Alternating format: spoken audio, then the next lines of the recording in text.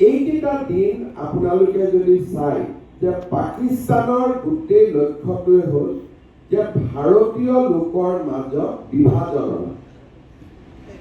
তেওঁলোকৰ যদি গোটেই প্ৰপোগেণ্ডাটো চায়, সেইকাৰণে এইকেইটা দিন ভাৰতীয় জনতা পাৰ্টিৰ কোনো কাৰ্যকৰ্তাই, মন্ত্ৰী, বিধায়ক কোনেও এনেকুৱা বক্তব্য ক'তো নাৰাখিব যোনে আমাৰ মাজত থকা একতা কৰবাত নহয় কৰবাত হানি কৰিব পাৰে।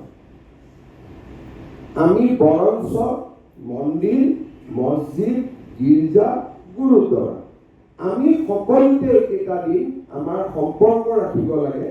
কাৰণ কৰবাত যদি কোনোবাই এটা নিগেটিভ প্ৰচাৰ চলায়, মন্দিৰ, মছজিদ, গুৰুদ্বাৰা, গীৰ্জাত থকা ব্যক্তিসকলে লগে লগে এইটো মিছা প্ৰপোগেণ্ডা, এইটো সঁচা নহয়।